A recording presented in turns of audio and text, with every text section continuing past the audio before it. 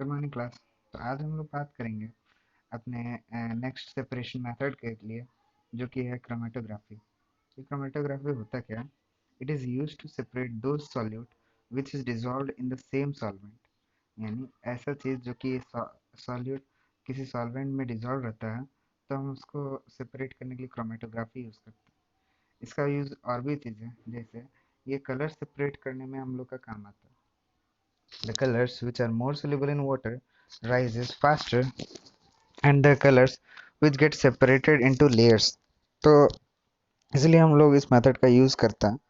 इसमें और भी चीज़ हम लोग का काम आता है, जैसे इसका क्या क्या एप्लीकेशन है। वो है to separate out the colours in a dye. एक डाई का जो कलर होता है वो किस किस कलर से मिलके बना रहता है, उस चीज़ का काम आता है। नेक्स्ट है the pigments from the natural colours drugs from the blood. ये चीज़ होता है कि नेचुरल कलर निकालने के लिए जो पिगमेंट्स होता है, धब्बा होता है, उन सब से निकालने के लिए ये मेथड यूज़ होता है। एंड मोस्ट इम्पॉर्टेंट हम लोग का होता है, जो ब्लड में कितना इम्प्योरिटीज़ होता है, ड्रग्स होता है, इसको नापने के लिए या फिर इसको पता करने के लिए इस मेथड का यूज़ किया जाता है। फिर हम लोग का बात आता है डिस्टिलेशन। क्योंकि क्रोमेटोग्राफी बेसिकली यूज़ होता है इंक।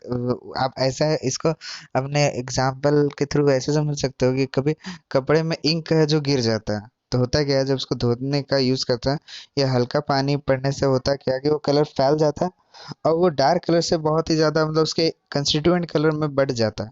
सिमिलर वे में क्रोमेटोग्राफी वर्क करता है। डिस्टिलेशन के अगर हम देखा जाए तो it is used for separation of components of a mixture containing two miscible liquids. हम लोग पहले भी बात कर चुके थे इमिजिबल लिक्विड के बारे में, तो यहाँ पे हम लोग मिजिबल लिक्विड्स के बारे में बात करते हैं। तो हम पहले ही बताया था आपको मिजिबल और इमिजिबल लिक्विड के बारे में। इमिजिबल लिक्विड आपस में से घुलता नहीं है, डिजोल्व नहीं करता। वही मिजिबल लिक्विड के बारे में बात किया जाए तो आपस में घुल जाता है। तो इनमें हम उन मिसिबल लिक्विड्स को है जो अलग कर सकते हैं जिनका बॉइलिंग पॉइंट बिल्कुल अलग तरीके से हो, यानी the it that boil without decomposition and have sufficient difference in their boiling point. उनका बॉइलिंग पॉइंट में डिफरेंस होना चाहिए, वरना ये मेथड काम नहीं करेगा। इसमें हम लोग कुछ इस तरीके का मेथड बनाते हैं जिसमें हम लोग यूज़ करते हैं फ्लास्क, क्लैंप और इस तरीके का अरेंजमेंट रहता है, जिसमें हम लोग एक मिक्सचर को इस तरीके के फ्लास्क में डाल देते हैं और उसे हीट करते हैं कंटिन्यूअसली। एक थर्मामीटर हम लोग यूज़ करते हैं। थर्मामीटर इसलिए यूज़ करते हैं सो दैट हम लोग अप्रोप्रिएट टेम्परेचर का यूज़ कर पाएँ, क्योंकि हम लोग को पता है होना चाहिए कि जो चीज़ मिक्स रहता है वो पर्टिकुलर टेम्परेचर में कितना हो रहा है, ठीक है। तो होता क्या है कि जो नॉर्मल मतलब कि जिसका टेम्परेचर ज़्यादा रहता है, बॉइलिंग पॉइंट ज़्यादा रहता है, वो यहीं पे स्टोर रह जाता है, और जिसका बॉइलिंग पॉइंट थोड़ा कम होता है वो यहाँ पे बॉईल होके इवापोरेट होके यहाँ पे आने लगता है। अब सिंपल सा बात है, ये पूरी तरीके से वेपराइज रहेगा, तो इसको कूल करने के लिए यहाँ पे एक वाटर कूलिंग मेथड यूज़ किया जाता है। इसमें होता क्या है, यहाँ पे वाटर आउटलेट यहाँ पे रहता है एक बना हुआ, यहाँ वो कोल्ड वाटर इनलेट होता है, यहाँ पे इसको कंटिन्यूअसली कूल किया जाता है इस तरीके से। तो ये कूल जैसे ही हो जाता है तो जो गैस था ये कंडेंस होके फिर धीरे धीरे लिक्विड का फॉर्मेशन करने लगता है, जो कि आप देख सकते हो ये लिक्विड एसीटोन होता है। नेक्स्ट है the mixture of the acetone and water is separated by this method, जो कि अभी हम लोग देखें। फिर आता है आपका fractional distillation. Fractional distillation actually में अपग्रेडेड फॉर्म है डिस्टिलेशन का। मतलब जैसे हम लोग बात करते थे अभी डिस्टिलेशन के बारे में, तो फ्रैक्शनल डिस्टिलेशन इसी का अपग्रेडेड फॉर्म रहता है। ये ब्रांच वाइज रहता है, मतलब एक हम लोग बड़ा सा कंटेनर यूज करते हैं, उसमें बहुत सारे अलग अलग चेम्बर्स का बनाते हैं ताकि इस तरीके का काम है, और अलग अलग बॉइलिंग पॉइंट में अलग अलग जो लिक्विड्स होता है वो सेपरेट होते रहेगा। जैसे fractional distillation is used to separate a mixture of two or more miscible liquids which are difference in the boiling point less than 25 Kelvin। 25 kelvin यानी रूम टेम्परेचर से जो होता है उनका जो बॉइलिंग पॉइंट होना चाहिए वो कम होना चाहिए। अच्छा, हम लोग ये भी जानते हैं air is a homogeneous mixture of gases. It can also be separated through this matter. हम लोग ये मेथड यूज कर सकते हैं। And it's component by the fractional distillation. Air के जो कंपोनेंट्स हैं हम उसको निकाल सकते हैं अलग अलग ये चीज़। ऐसे हम लोग उसके गैसेस को किस तरीके से करेंगे इसको एक एक्सपेरिमेंट के थ्रू सीखेंगे आगे।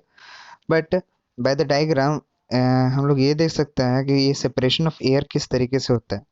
सबसे पहले एयर को क्या किया जाता है, कंप्रेस किया जाता है और कूल किया जाता है bye increasing the pressure and decreasing the temperature. ये होता क्या है, एयर धीरे धीरे लिक्विड की फॉर्मेशन में जमने लगता है, बनने लगता है। Now it allow to warm up slowly, धीरे धीरे इसको गर्म किया जाता है in the fractional distillation column. और गैसेस जो होता है ये सेपरेट हो जाता है एट अ डिफरेंट हाइट्स। जैसे आप यहाँ पे देख सकते हो ऑक्सीजन जो होता है -183 डिग्री सेल्सियस में, आर्गन को 180 -186 एंड नाइट्रोजन -196 डिग्री सेल्सियस में अलग अलग होने लगता है।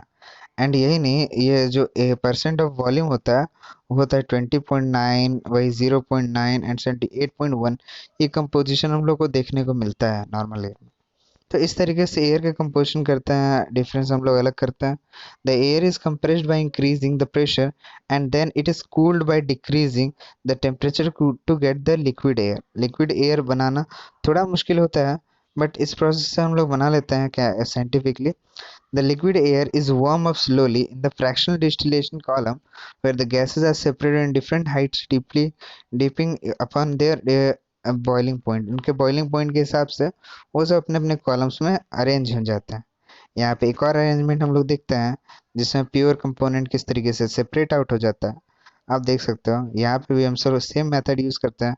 जहाँ फ्रैक्शन कॉलम होता है, यहाँ पे कूलिंग फॉर्म रहता है, यहाँ पे इम्प्योर मिक्सचर होता है।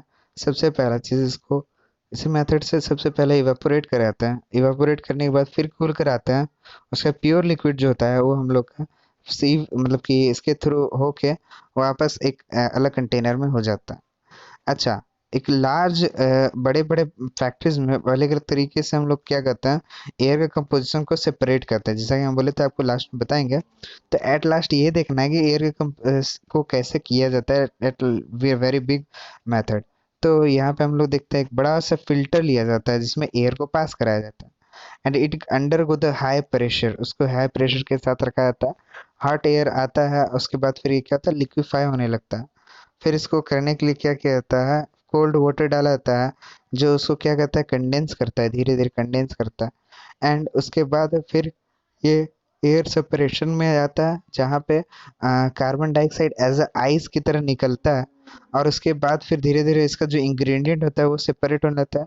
यहाँ पे मिक्सिंग जेट होता है, मिक्सिंग जेट होता है जो करता क्या है, जो अदर कंपोनेंट्स होता है उसको मिक्स करता है और उसके बाद फिर यहाँ से डालता है। फिर उसमें से जो नाइट्रोजन है और आर्गन है ये धीरे धीरे इस चेम्बर से बाहर निकलता रहता है। एंड हेंस हमको फाइनली लास्ट में लिक्विड ऑक्सीजन फॉर्म में निकलने लगता है, मिलता है हम लोग को।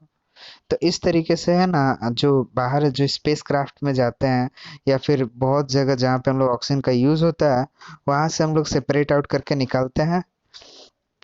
तो ये था ऑल अबाउट द सेपरेशन। और भी चीज़ हम लोग नेक्स्ट क्लास में डिटेल में बात करेंगे। आई होप आज का क्लास आपको समझ में आया होगा। नेक्स्ट क्लास में हम लोग और डिटेल में बात करेंगे। Till then bye, thank you.